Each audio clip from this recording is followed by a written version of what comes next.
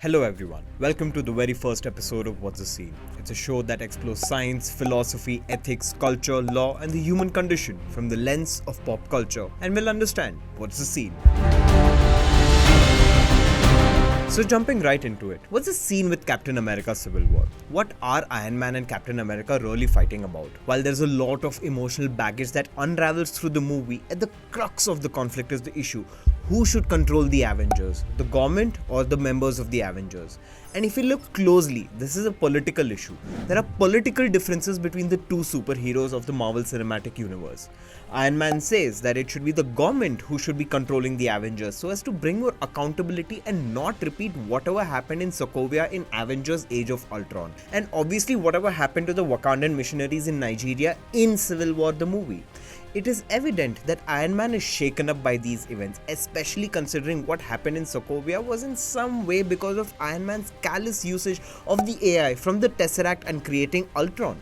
He realizes that so much power cannot rest in the hands of individuals and should be the call of the government whose job it is to safeguard the larger interest. On the other end, Captain America doesn't trust the government. He started off as a complete patriot during World War II. He even signed up for an experimental program that would bolster the war effort, eventually making him Captain America. Once he comes back from his 70 years of hibernation, he walks into a world where he learns that A. SHIELD was actually Hydra, a pseudo-government agency was in effect the same organization that he went into hibernation for, and B. that very organization also turned Bucky Barnes, his best friend, into a mindless killer. With this experience in the modern day of espionage and double crossing, Captain America does not trust the government to make the right call. He thinks that they are corrupt and have their own agenda. And honestly, many people like Nick Fury do not instill a lot of confidence with their constant shadow fighting and secrets. Captain America clearly does not believe that the control of the Avengers should be in the hands of bureaucrats. He believes that the members of Avengers, by virtue of having saved the world and the known universe when they were needed to, should be allowed the autonomy to manage themselves. So with these viewpoints in mind, where would you place Iron Man and Captain America in the political spectrum? Before we continue, we should note that a person's political affiliation is very diverse in real life. It would be foolhardy to assume that with logic and objectivity we can clearly demarcate one belief from the other, or we can put people in clear categories. But there are some ways, some frameworks through which we can form some qualitative differences between one way of thinking and the other and chart out the different schools of thinking. While these ways may not be comprehensive, but they would at least give us some direction and some understanding to understand these concepts. One such framework that allows us to understand the various political philosophies like liberalism, conservatism, centricism, etc. is this chart called the Nolan chart. David Nolan, an American political activist active in the 70s, formulated the Nolan chart as an attempt to map a person or entity's position on the political spectrum. Prior to this, most such attempts had a very binary split of political spectrum. You're either left or right, or you're a liberal or you're a conservative. These kinds of chart gave very little space for other political thoughts to be mapped to people, like Libertarianism, which is also what David Nolan's affiliation was. So what David Nolan did was that instead of mapping the political ideology on the traditional line, he's created a two-axis chart that gave way for more political ideas. Nolan's argument was that the major difference between various political philosophies, the real defining element in what a person believes politically, is the amount of government control over human action that is advocated. And the two areas where government action impacts its citizens very directly is in A. social sphere and B. economic sphere. And depending on how much freedom a citizen wants from government intervention in each of these spheres basically defines the political position of the person. So how do you read this chart? Well, conservatives want more economic freedom, like lesser taxations, lesser regulations, and also would want the government to conserve traditions and not allow social changes like allowing same-sex marriages or legalizing marijuana. At the opposite end, we have liberals who would want more personal freedom and not allow the government to control that sphere much. They would want to choose their own lifestyle like sexual orientation, gender identity and gender roles. But at the same time, they would want more regulation and not allow the rich and the powerful to take advantage of the poor and the have-nots. They would want higher corporate taxes, maybe even a carbon tax to sort of control global warming. In the same way, there are those who would want a lot more control over both their personal and economic life life and would want as minimal a government as possible, and these are the libertarians.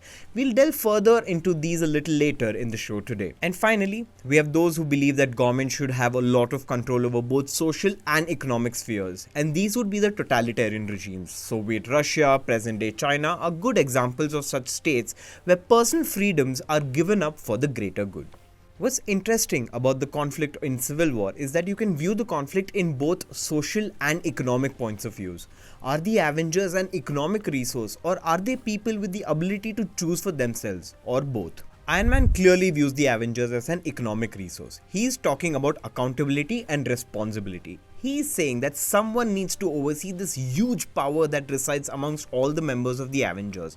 And because the stakes are so high, a larger organization should take control of the Avengers, reducing the liability borne by the team. Essentially, with great power comes great responsibility, and he believes that such responsibility should lie with a government agency that is representative of the people and the world. Thus, he wants lesser economic freedom, clearly making him either a liberal or a totalitarian. Totalitarianism doesn't sound like Iron Man, and that makes sense. If we look at most of his choices, he has mostly been autonomous in his personal and social sphere, does not care about what people think about him, and he has had a promiscuous rich life. With absolute disregard to moral and ethical consequences, he goes ahead and creates the most powerful AI in the form of Ultron and uses an infinity stone, the science of which no one understands, to create vision. He was unwilling to give up his suit to the government, which he claimed was his private property. All of these instances point to the fact that he would vouch for more personal freedom, essentially making him a liberal.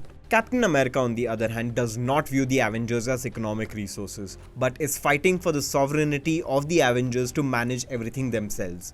His abject distrust of the government makes him believe that the government is not capable of making the right choices and should leave these choices to the people who are actually doing the fighting and the saving. He is fighting for his and the rights of the superheroes to fend for themselves and not be controlled by an agenda-driven organizations. This evidently shows that he would want higher personal freedom, making him either a liberal or a libertarian. So what about his economic views? Well, as to his economic views, we may have to make some educated guesses here. But what is front and center in civil war is his absolute distrust of the government. He does not trust them and believes in his own autonomy. The distrust of government is so strong that we can assume that he would not want the government to manage economic resources as well, and would possibly want decentralized people committees like the Avengers to oversee economic activities as well, which makes him a libertarian. Now, this is a very interesting thing because libertarianism has deep roots in America, and I find it a little poetic that Captain America is actually a libertarian. Libertarianism finds its root in 17th century Enlightenment philosophy by the likes of John Locke, who is considered the father of modern liberalism. John Locke was a British philosopher who was alive during some of the greatest civil revolutions in British and European history. Until that point in history, the right of the monarch to rule and the duty of the civilians to obey was just assumed as part of the natural order of things. John Locke questioned that and basically said that we as civilians give up some of our freedoms by choice to the government so that the government can maintain social order and preserve some basic inalienable rights for its citizen, which are right to life, liberty, and the right to own property. Now, if the government is unable to preserve these three basic rights, we can change that government as we have given up some of our freedom by choice. This is the first time in the Western world anyone is claiming that the people have the right to change their government, their king, their monarch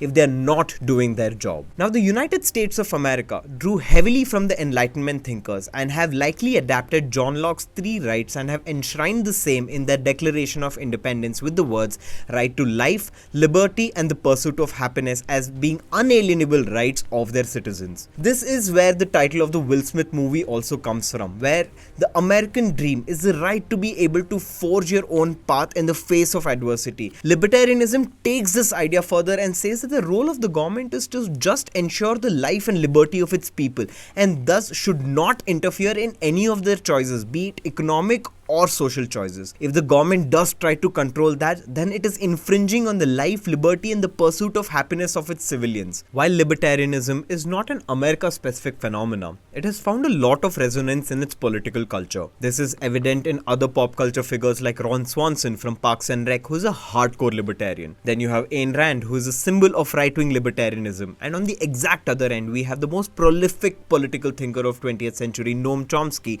who is a left-wing libertarian. The differences between left-wing libertarianism and right-wing libertarianism is not within the scope of this episode, but we'll definitely explore them at a later point in time. So there you go. That concludes the very first episode of What's the Scene, where we learnt one of the many ways to define a person's political affiliation through the Nolan chart and the Marvel Cinematic Universe. While we may have made a few assumptions and hypotheses, we have done that to just get a flavor of these concepts, and I would love to hear your thoughts in the comment section. And as my favorite podcaster Stephen West signs off, I thank you for wanting to know more than you did yesterday. Hope you had a good watch. Thank you.